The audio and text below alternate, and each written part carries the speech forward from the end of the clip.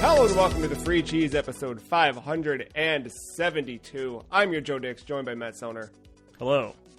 The Free Cheese is a weekly video game podcast about video games brought to you once a week by thefreecheese.com. This week, we're back with another game on the list, Jet Grind Radio, or Jet Set Radio, depending on where you're from. But we're calling it Jet Grind Radio because of where we're from. More on that in a little bit. Matt, have you ever seen cool graffiti? Like in real life? Yeah, you're walking by. Have you ever looked at graffiti and said, hey, that's cool looking? Because I don't know that I have. I feel like I've seen a lot of graffiti. Can't recall anything. I've seen, like, elegant wall murals, but not... Sure. I wouldn't classify that as your... graffiti. No, because I feel like a mural is typically something that is, like, either contracted or sanctioned or... Yeah, it's a good point. There's a difference. Usually it's just people's names written in a very specific font or gang tags or anything like that. Cuss word. Yeah, classic. Listeners, if you're out there and you've seen cool graffiti, drop it in the comment section or email us, podcast@thefreecheese.com. That said, I like the idea of graffiti, kind of, in the right place at the right time. I like the idea of Jet Grind Radio. I know that for sure. And we're going to talk all about it this episode. Jet Grind Radio, developed by Smilebit, published by Sega, first released on the Sega Dreamcast on October 24th, 2000, here in North America. The back of the box reads, join a graffiti crew, stamp your territory, and protect it from rival taggers. But watch out for the angry cops. Your bullet point breakdown reads as follows. Cartoon dimension art style in visually compelling 3D environments. Over 10 funky and hip characters. 5 fully interactive cities with 16 challenging missions. In-game graffiti design screen. Trade custom logos and graffiti online. Cutting-edge hip-hop and industrial soundtracks, including tunes from Rob Zombie, Jurassic 5, and Mixmaster Mike. One-player standard controller, VMU-compatible 4 blocks, VGA box, jump pack-compatible modem. Just in case you were... Oh, wait, and then this is key here at the very bottom. Graffiti is art. However, graffiti as an act of vandalism is a crime and punishable by law. Did I read the tippy top of it? I'm going to read it again, even if I did. Tag, grind, and trick to the beat. I feel like I missed that on the first pass. But that's Jet Grind Radio. At least according to the box. We're going to dive deep into the game here. And Matt, I mean, this game is one. Next week we've got another one. I feel like there's something else coming up in a month. We've had a couple this year. Every time we sit down and add games to our respective lists for a season's worth of content, it just seems like all of those years of failed E3 predictions and yearly predictions gone wrong are finally paying off, where like our subtle wishes are turning into reality. You know, like all that time where we put so much energy and heart into this is the year for Mother 3 that just never happened. All we've got to do, it turns out, is in a year in advance, drop a game into the list for the podcast, and then somewhere in the next 18 months, it'll get announced to have her come back. So Jet Grind Radio, or now it is across the board Jet Set Radio, is due to come back in some fashion. Sega announced last year at the Game Awards.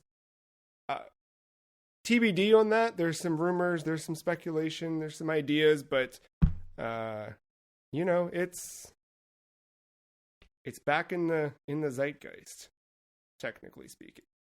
But it all started with this one. So why did we add Jet Grind Radio to the list? I was the one who nominated Jet Grind Radio. I think a big reason is I wanted to get more Dreamcast representation on the list. Another big one is since buying or rather being gifted a Dreamcast a few years back, I have added this to my library, but I had not played much of it. So this was another reason for me to do it. Another console-related reason is obviously this year, Matt and I have both picked up brand new consoles that we've been spending some time with. In Matt's case, the PSP, and mine, the original Xbox. And Jet Grind Radio had an exclusive Xbox sequel, which I felt like I really wanted to see this all the way through to its fullest before diving significantly into the sequel on Xbox. So a lot of selfish reasons, but also I just think there's not much like Jet Grind Radio or Jet Set Radio. The reason I keep calling it Jet Grind or Jet Set is that the Dreamcast North American release was called Jet Grind Radio. There was something up with the licensing as it was making its way over from Japan. The Japanese and European releases were called Jet Set. The future re-releases of Jet Grind Radio are called Jet Set Radio. And the ports, the sequel is Jet Set Radio Future on Xbox. So it is Jet Set Radio, but, we're going back to GameCube. Again, I think the other thing that was interesting to me, we played Rez a few years back. Rez was part of a really weird initiative at Sega to really let artists control a lot of the game development. They kind of split all their teams up into different sections and just let them do whatever they want. So that's where we got stuff like Rez, we got Space Channel 5, we got Crazy Taxi, we got Jet Grind Radio. The same team that made Jet Grind eventually went on to make Gun Valkyrie. There's a lot more I'm kind of jumping past, but there was just this little pocket of magic happening at Sega. And this was one of those. So I wanted to get that out here. Prior to this, Matt, what was your first exposure to Jet Grind Radio? I remember it in magazines and the promotional stuff. I never played it until the build up to this episode, but you couldn't escape the marketing for it. I feel like if you were somewhat paying attention to video games.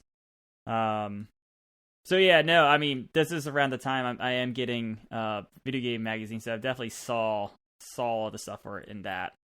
I'm not too much past that. Yeah, I'm with you. I feel like I remember it just being a thing, but not having a Dreamcast, I didn't get the chance to play it. I think the first time I was largely exposed to the characters and got a better feel for at least the world was in Sonic and All-Stars Racing Transformed, because you get to play as Beat and Gum in there. There's a Tokyo Toe level in there. I think there's 2 Jet Set levels now that I'm thinking about it. But so I think that was my biggest exposure to it. But how would you describe this game to somebody who's never seen it, never played it? It's not a Tony Hawk clone. I'll start with that. It's it's rollerblading. I don't have a good magic 3 to 5 words for this one. It's like a waterblading, rollerblading territory marker with attitude. Yeah, all right, that's good. I think it's an apt description. I don't know, or do you want me to give you my waterblading description? You could do waterblading too. I think, this game often gets compared to Tony Hawk, and I think I don't think it does either a disservice necessarily, but it's a weird comparison to make, other than the fact that it's a semi-extreme sport or activity combined with licensed soundtrack. It's kind of the only similarities. There's not a lot else. You're not doing tricks. There are tricks that happen, but you're not necessarily performing tricks. Your main goal is to, well, there's different objectives throughout each stage, but your main goal is to skate around these city spaces, spray paint your objectives, and avoid getting caught. Is kind of the thing. There's a greater story at play, and we'll jump into that a little bit. But generally speaking, yeah, I don't know. It's not, this ain't no Tony Hawk. Why don't we jump in? What are the main objectives in Jet Grind Radio? Kinda. I mean, it's a graffiti marking game. So, like, the level designs kind of have you going into these territories, these little small areas, levels.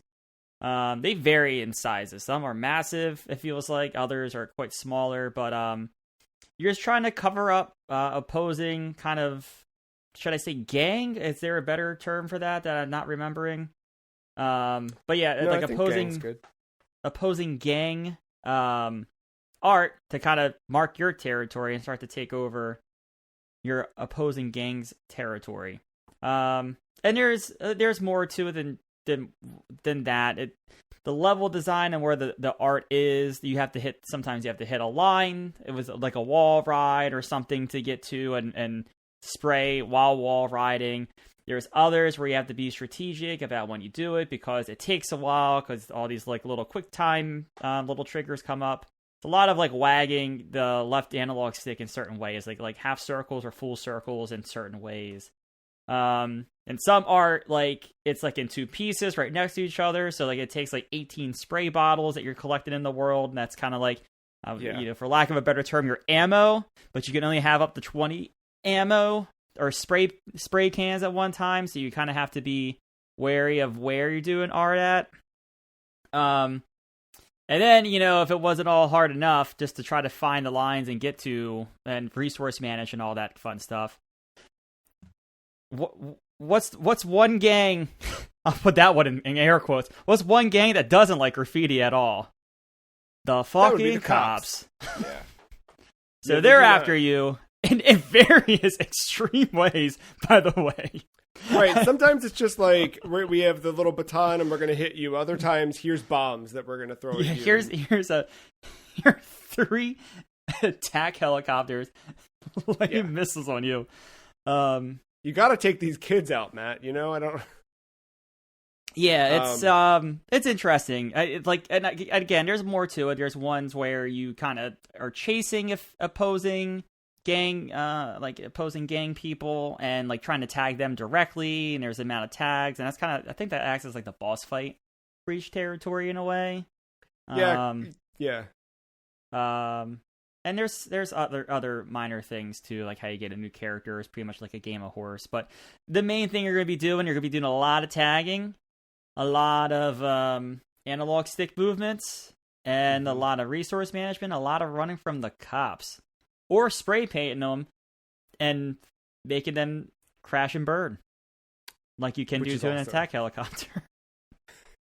I want to jump into the controls specifically. You described it a bit like when you approach a wall, you're kind of, you hit a button to start your tagging, and then, you're given these sort of pop-up prompts. And that's like, besides grinding and skating around and jumping, like your primary interaction with the game is those quick little inputs. Where did you play this? Did you play the PC port?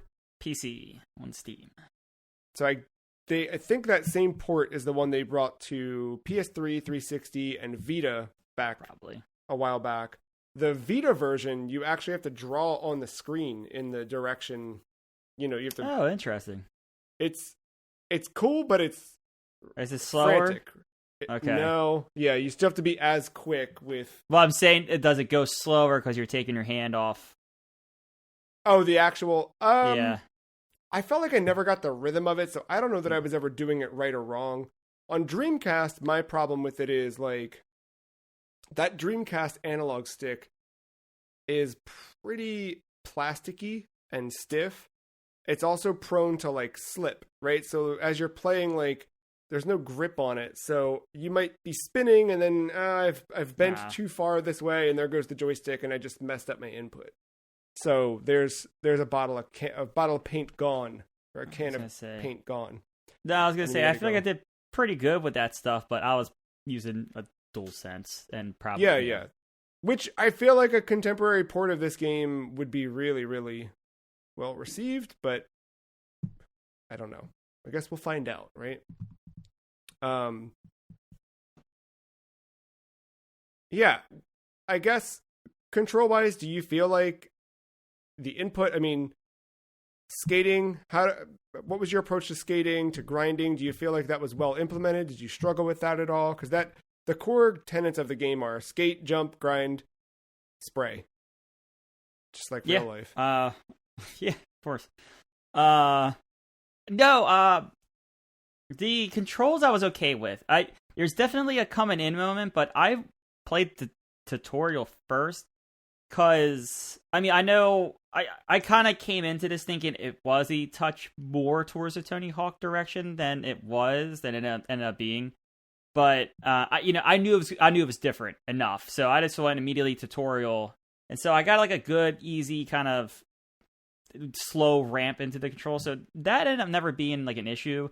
Kind of like the being able, just press forward, you skate R2 to give like sprint almost, like start to go fast, but like you just can't hold that in. That just like it expires after a while, and the only thing that's weird is that's mapped to the tricks off of grinding and air time and stuff like that. That's a little awkward, but besides that, I think the controls were fine.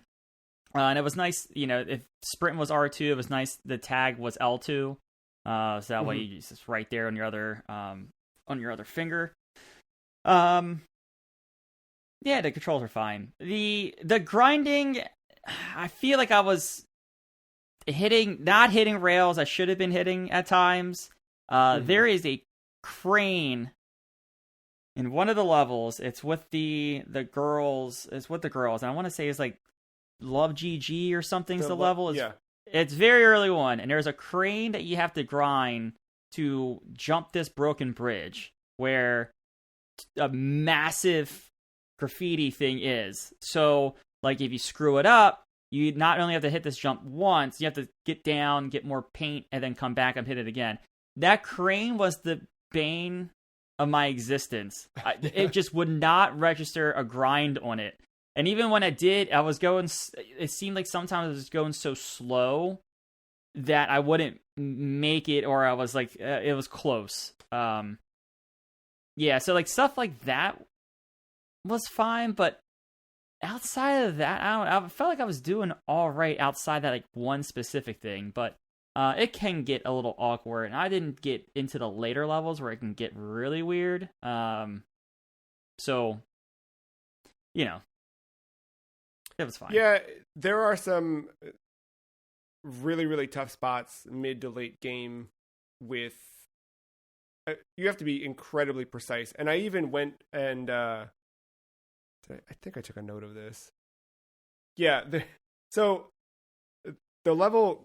It's called Grind Square. This is basically Times Square. So all the levels kind of have this little...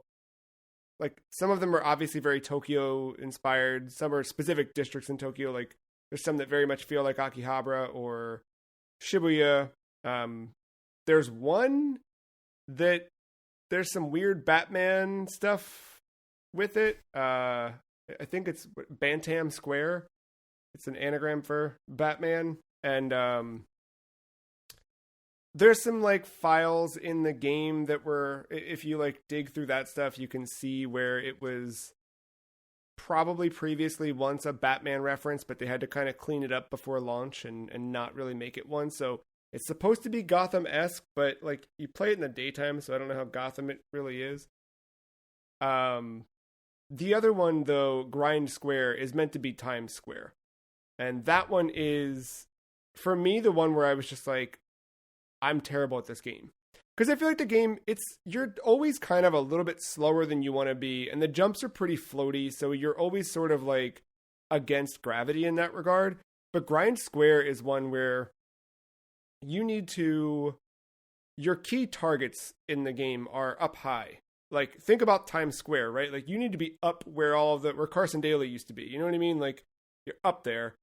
And the only way to get there is there's 2 ski lifts on either side of the level. And you kind of jump into those and they just raise vertically. They're like window washer things, right? But you get into those and then jump out, and you have to do some very specific, precise grinds. You have to jump at very specific times in order to hit the landings. And it's like,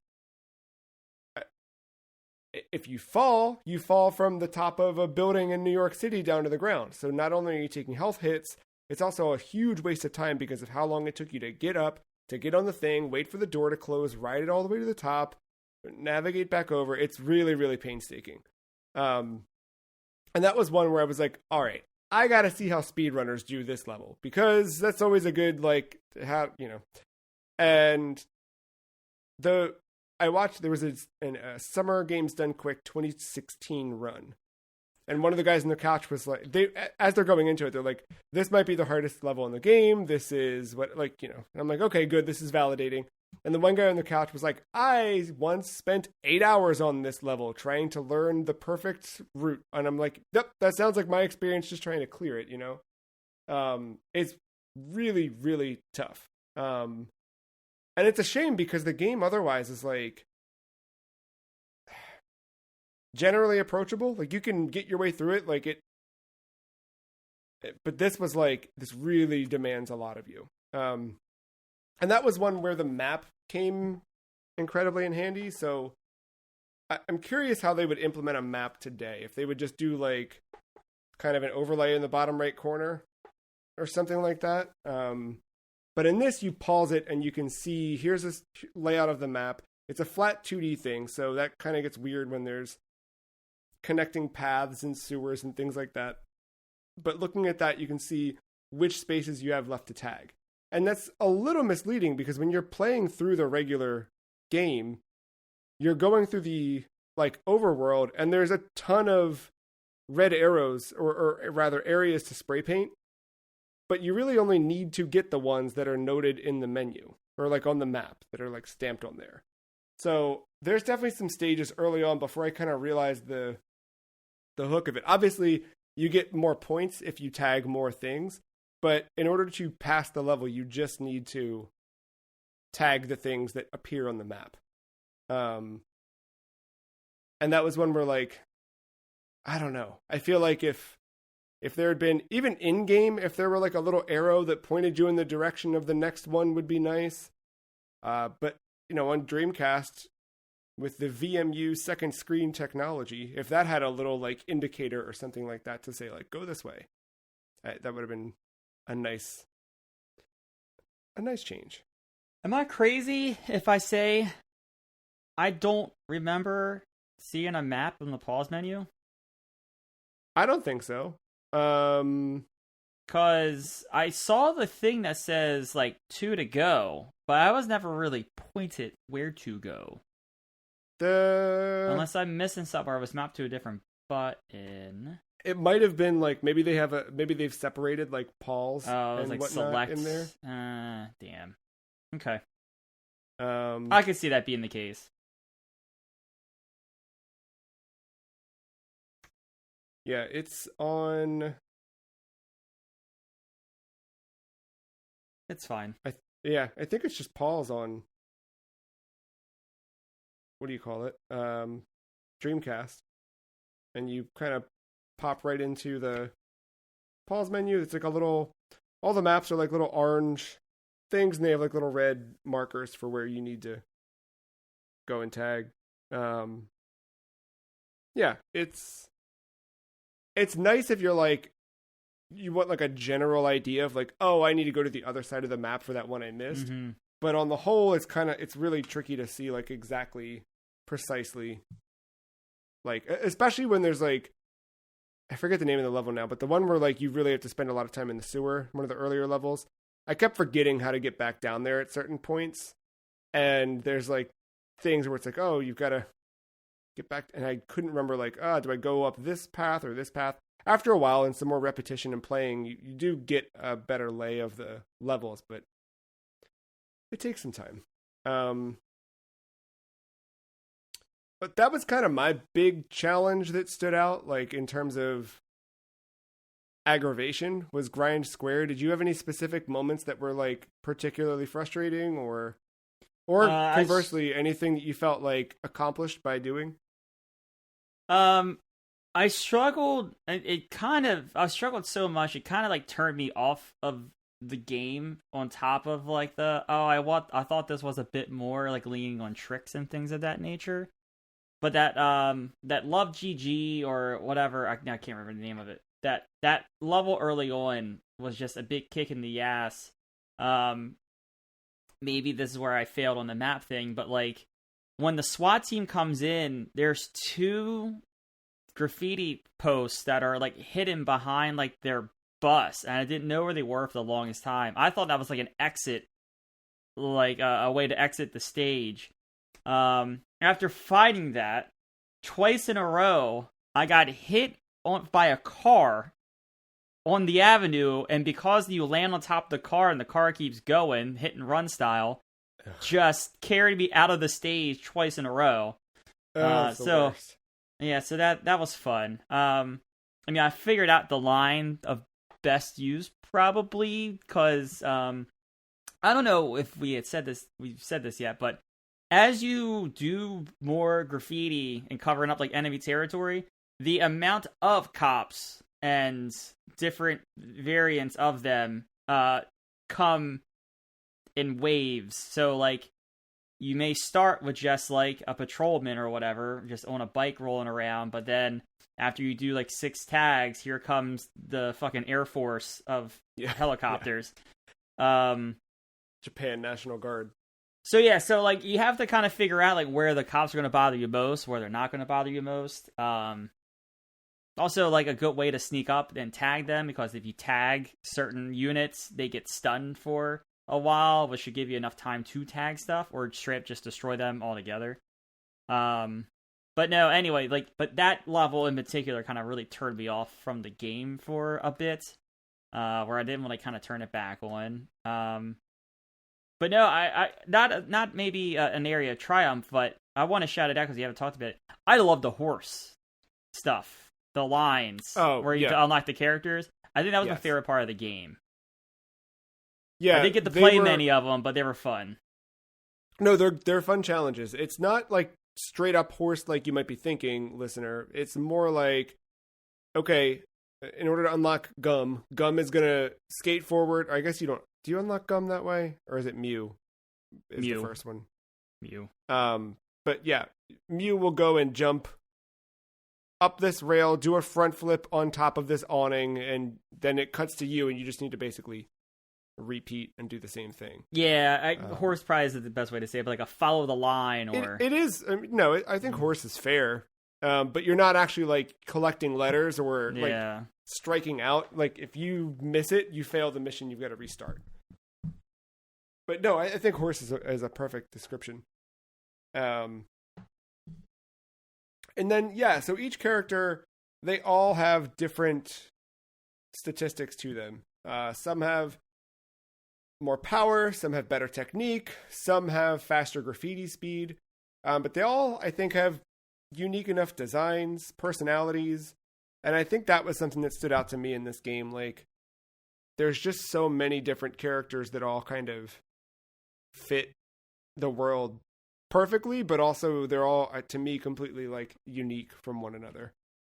And I love, I don't know how much of this was actually in the manual or what, but there was a magazine that I found that had all the scans of these characters. They're like their character sheets, and it has like their likes on the thing, their traits. Mm-hmm.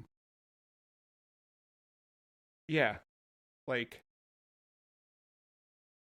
this one likes skeletons. This one likes fights.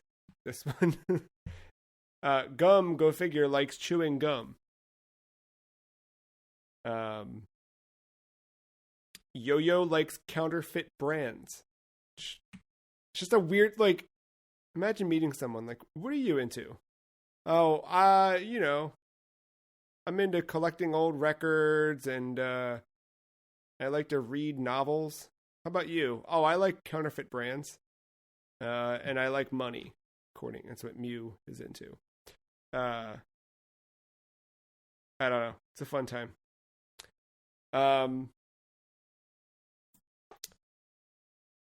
Did you have a particular character you played as once you unlocked them? I was using, from the first set, I was using Gum. Yeah.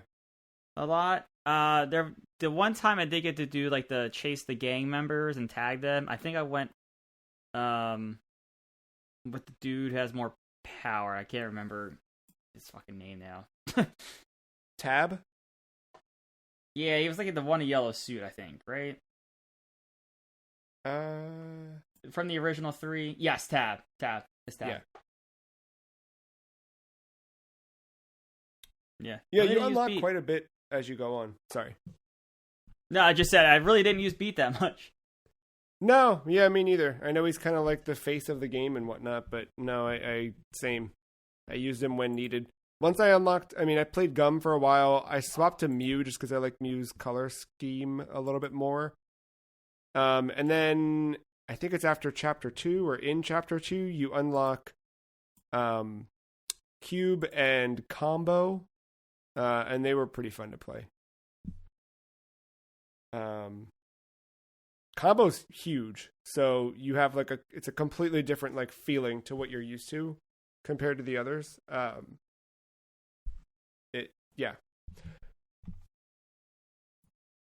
Different gameplay, but I think that's what's neat. Like I saw a little bit of that in Jet Set Radio Future from playing that. What I did, like, there's just a lot of characters in the game, and there's I think room to do even more of that in future generations of this game should they go that route.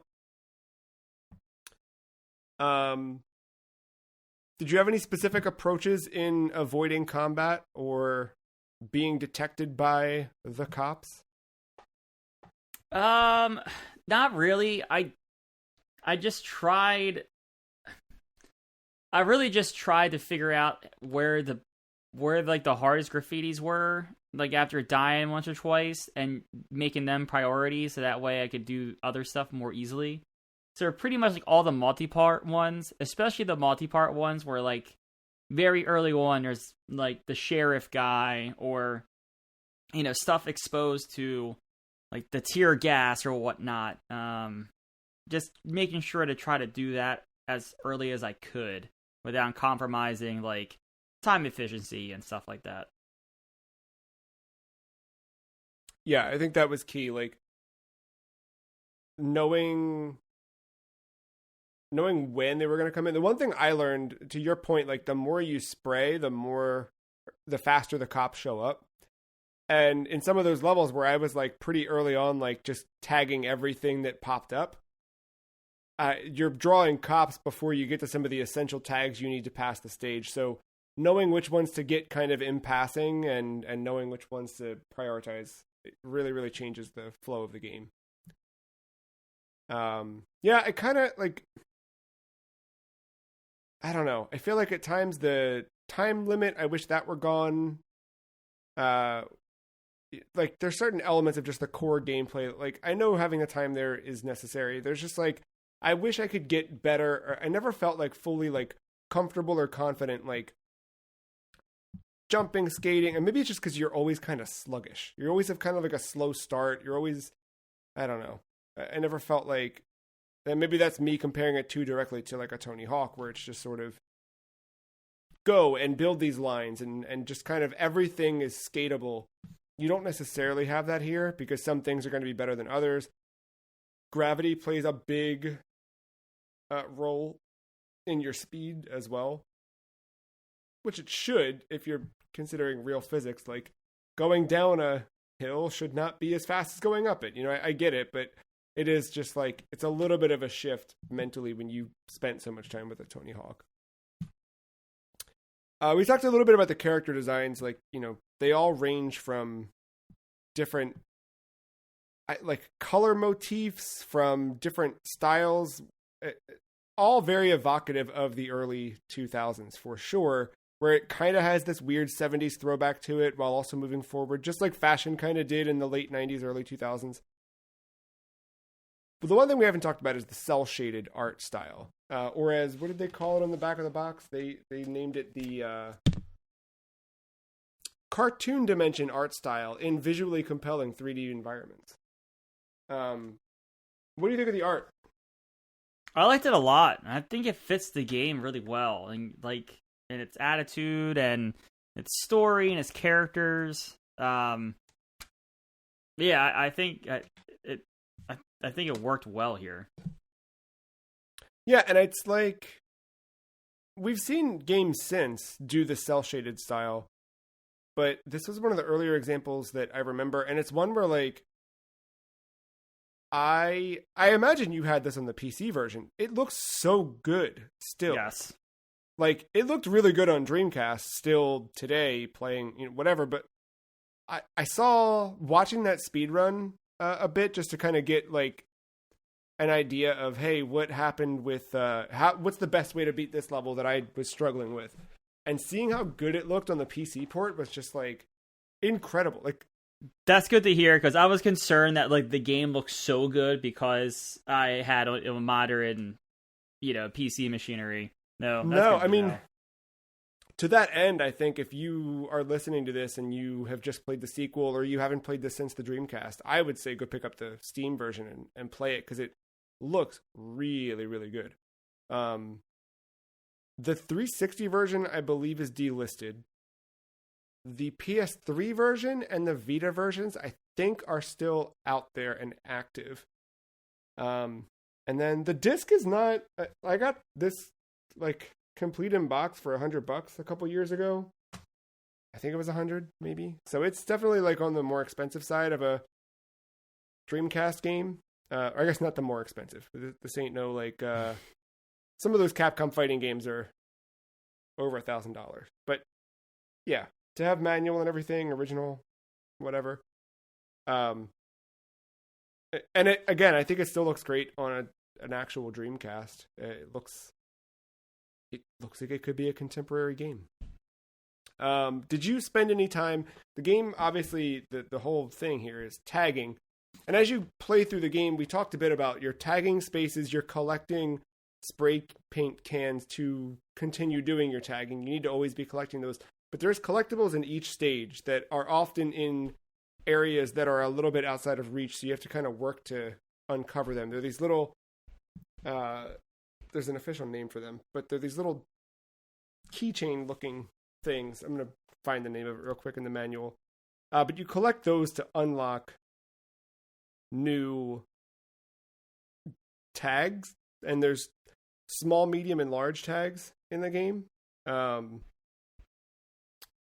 I guess of those, were there any that you felt like you gravitated towards? Did you change those out, swap them at all?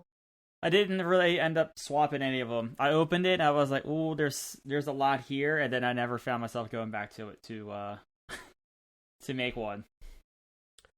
I had it a bit. I would Graffiti Soul is the name of the little keychain. But yeah, as you collect the Graffiti Soul, it adds another design to your library of designs to choose from.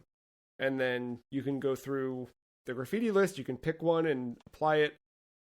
And then that becomes sort of what your character tags in the world. And what's neat is like when you unlock certain characters, you get their like signature tags, but they can be used on any character. And then there's other ones that unlock that are just sort of general art and whatever.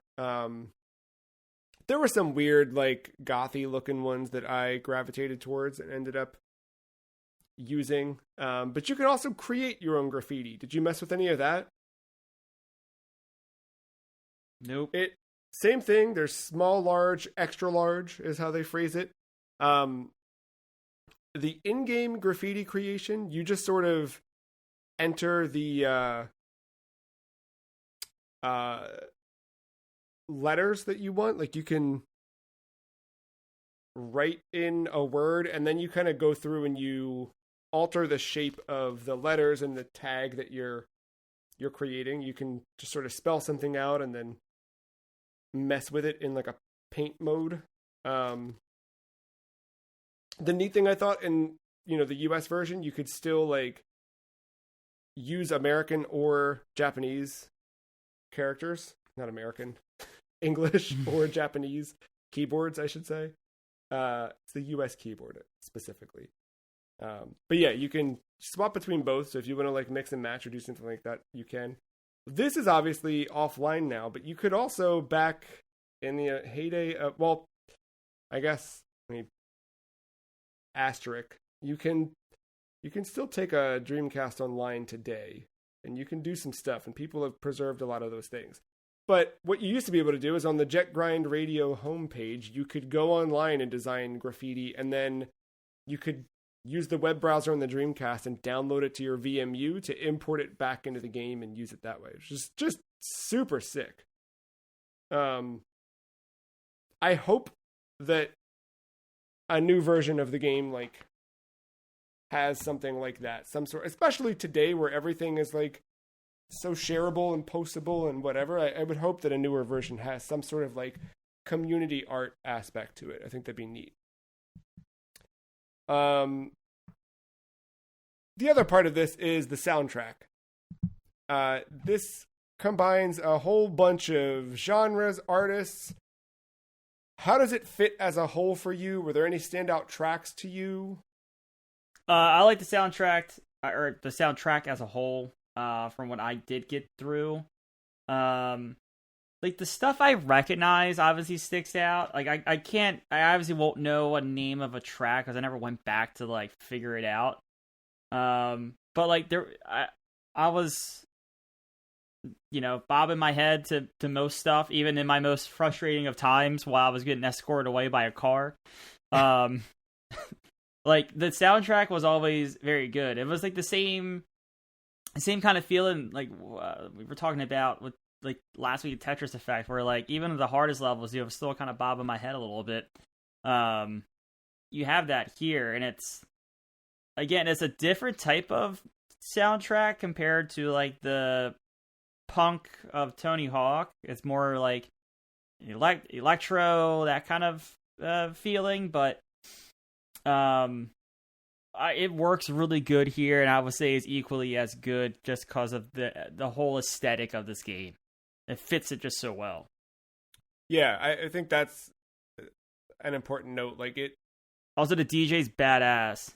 Yeah, I really, really love the DJ in the game. You kind of just him as a central character, Professor K, using his pirate radio station, Jet Grind Radio, or well, Jet Set Radio, that it says in the game. Yeah, he's cool. He's like a central figure within the story. He wakes you up once you get to that main menu too. Yeah, always. And he knows how to make a good selection of music, it turns out. The one that I like wrote down that like it was one of those songs where like I like it, but also there's parts where I was frustrated and just hearing it over and over again were driving me nuts, but then it would come back around where I was stoked to hear it again. It was the Super Brother song. Do you remember that one? I mean, again, I'm not going to remember any of these off of just name alone. The one that's like Super Brother. Yo, okay. Brother. All right, that sounds familiar. That one's got like some weird Mario Brothers lyrics if you listen closely to it. However, Chapter 2 kicks in, and the first thing you get at the beginning of Chapter 2 is Dragula, like a cool techno remix of Rob Zombie's Dragula. And unfortunately, right after that, Cold makes a return. I thought we escaped Cold back with, what was that, Mindgate conspiracy or? Yeah, that's something Mindgate conspiracy. PsyOps? That's it. Is that what Cold was in? They were in PsyOps? Yep. Yeah, I mean, they were featured. Don't say they were in. Sorry, yeah, I couldn't remember if it was that game or a different one. Or maybe, have we had PsyOps. Multiple games that had Cold in it now? I think I made the joke that Cold, it felt like Cold could have been in the game, maybe. Yeah. But they are 100% on the soundtrack here with their song Just Got Wicked. Um, I don't know, man. It really worked. It brought like a lot of like Japanese hip hop in with even like a song like Dragula, which it was, it was a law back then that if a video game was releasing, it needed to contain Dragula. But it brought Dragula in its own way. It wasn't just straight up, here's Dragula. It was, here's Dragula for Jet Set Radio. I think it fit. Would you listen to Jet Set Radio? Yeah. If you knew you could tune in? Yeah. Yeah. Yeah, I agree. Any songs that you heard that felt out of place? No. Again, I didn't get the farthest in this game, but nothing stood out. What do you think of Jet Grind Radio, Jet Set Radio, Tony Hawk? Were they taste makers in the collective consciousness? In terms of culture or personally? Both. Personally, yes. It's weird. I mean, I never played Jet Grind, Jet Set Radio when I was a kid, but it's weird how I think I would rather listen to that soundtrack today, and it kind of led me back to listening to some of that stuff lately. But like Tony Hawk, like the whole punk, rock, all that, that whole flavor of Tony Hawk, stuck with me as a kid, for a bit. I might not know an entire discography from some of those bands, but damn it, I might know their singles because of Tony Hawk. I think culturally too. I mean, like, I don't think this game's doing the same thing that Tony Hawk did. I mean, Tony Hawk kind of brought a generation skateboarding. I don't think Jet Set Radio's brought a entire generation of rollerblading and or graffitiing. No, I don't think so either. But I mean, again, though, I think that a good soundtrack in a game that's popular, like it does make some kind of ripple in the music industry, I think. Yeah. Yeah, and I miss, like, I think about this every couple of months, but the way we get music now sucks generally. Like, it's awesome that we have every song you could ever think of right in your hand, right? Like, that rules. It's such an improvement over, like, just availability, and I think it's opened up a lot of opportunity for smaller artists to break out in different ways. But at the same time, it sucks. Like, I can't find anything new. I find maybe, like, I don't know, 2 albums a year that are brand new to me that I'm like, this is cool. And part of that is that I'm 35 and not a teenager, just like buying records and being immersed in that stuff the same way. But there was something special about this time, whether it was Tony Hawk or Jet Set or MTV back when they promoted music, where you could actually find things and like,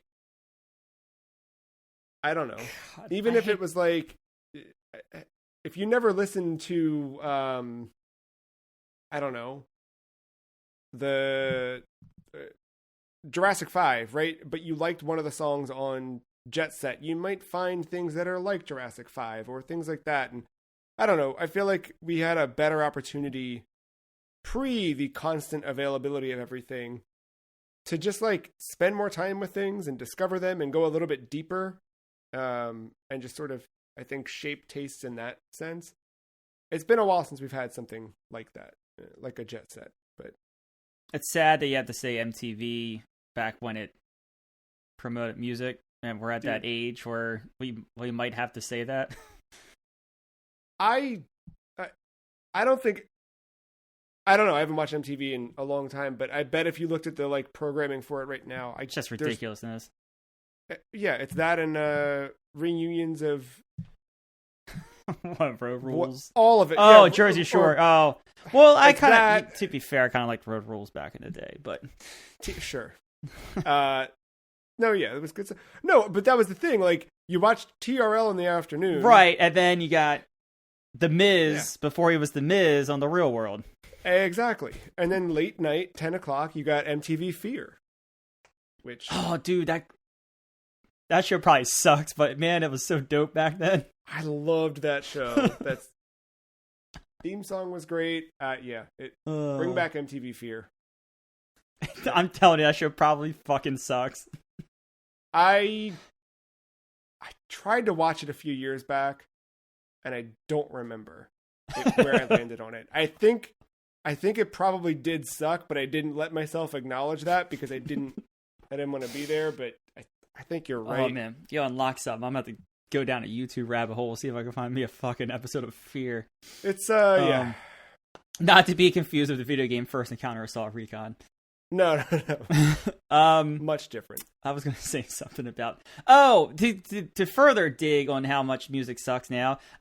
Remember the days when you used to... Well, I don't know about you. But remember the days that I used to have when I used to open that EA Sports game for the first time? There was EA tracks, and you didn't know what the hell was going to be on the other side, but it was usually awesome.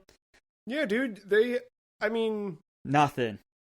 No, I would say FIFA probably still does okay with soundtracks, and that's just because it's so easy to bring in like all the international music. But other than that, well, sorry, was it EA Sports or EAFC or whatever the fuck it's called now because they lost. Yeah. Well, what about the college football game? How's the soundtrack in that? Oh, so you don't know about that? Oh, it's just constant drums in different like marching band patterns. Next. All right. I mean, it's background noise, but when you're sitting there in the recruiting menus for like an hour at a time and you're just hearing the same fucking drum. No, but again, like to your point, there was something special about a video game soundtrack, and I think that Jet Set did that really, really well. I'm looking forward to see what Sega does with a new one and how it can or may influence future generations. Before we get ready and rank this here on the list, what did you think of the game overall? This won't be my favorite game on the list. Far from it. But again, I think there was this... I knew it wasn't Tony Hawk, but I thought it went more of like the high score at times and different objectives like that. And again, not thinking I was ever going to collect SKATE in a level, but I just thought there might be more focus on combos and score and things of that nature besides just getting, the jet ranking at the end of a level. I think that's the only thing it feeds into. So I was a little disappointed to find the tagging. That's all you're kind of basically doing. But as I spent more time with the game, and this is where I maybe in a different world where I'm less busy, I could put in another 3 to 4 hours and start to feel even more better. But no, I started to finally just like let myself like come to terms with what this game was, and I kind of started having fun, and I think I ended up having a lot of fun once I got past that first level I was talking about, that Love GG or whatever, that I was stuck on for so long. Because really, like, that's one of the biggest levels early on, and then they get real small, and they're not terrible to get around in. So again, I don't know what that looks like late game, knowing what that first level early game looked like, but they're all kind of that balance, right? Like some big, some small. Some challenges are go and do all of these tags. Some of them are just like do this thing real quick. It's a balance. But at the end, I like it. It's gonna be one of those weird scores for me because like visually and audio, I don't know, you can't get much better. Yeah.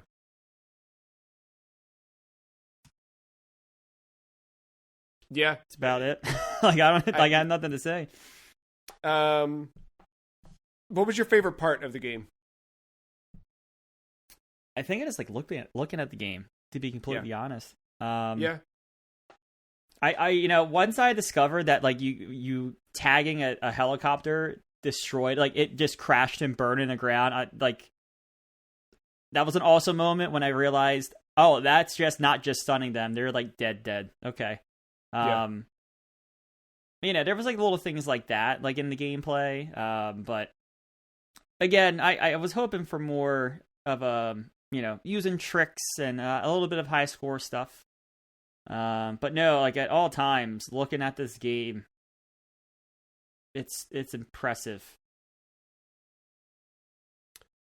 Yeah, I agree. It's not a perfect game. It's I think a little challenging in spots where I wish it weren't. I think some of the controls can be a little finicky. I think the playing on a Dreamcast thumbstick is a little weird too, but overall, I think the game looks great, sounds great. I love the characters, I love the style. I love what it is. I love that it's a weird game. Like, so many things are easy to describe in comparison to something else, right? And I know that we kind of lean to Tony Hawk a little bit in this case, but you really can't call it a Tony Hawk or anything like that. No. Yeah.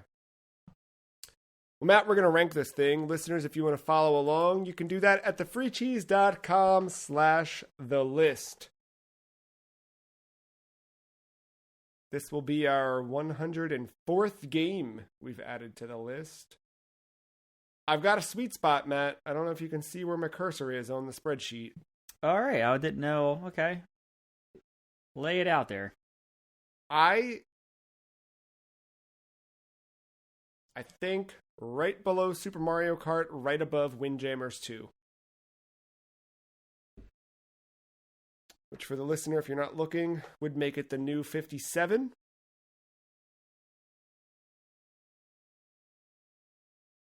So I definitely like it over Windjammers 2. Snatcher's my problem. Do you want to go right underneath the Snatcher?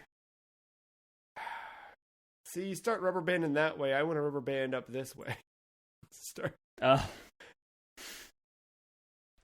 Because at first I was like, Guitaroo Man. But I think I like... Nah, there's stuff I like better up in that area. I agree. I'll meet you. All right, fine. I can meet you in the middle. Above, what was it? Above Windjammers? Below Mario Kart? That was my spot. I'm with you. I do like Snatcher better than this, but I like this better than Windjammers.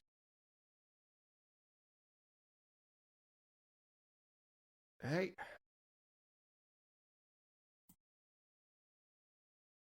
I think my argument for Windjammers back in the day was that's a fun game to play with people. Yeah. And I liked Windjammers, and I liked Snatcher.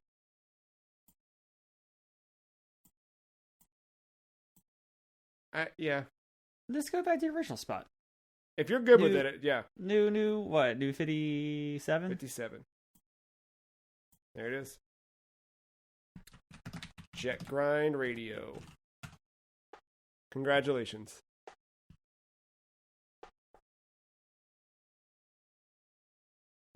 Well, that brings August to a close. Matt, what do you want in a new Jet Set Radio game? If Sega shows up at the Game Awards this year with more footage to show, what are you looking for? I don't want them to change the whole formula because I don't need this to be a Tony Hawk clone. There's just some things about the gameplay that could help. Maybe like what you said earlier, the floatiness. Yeah. Bring that down a touch. Maybe make a faster game. I'd be down for that. Or more mission types as well, or like level types instead of just tagging all the time. Yeah, I think that would work.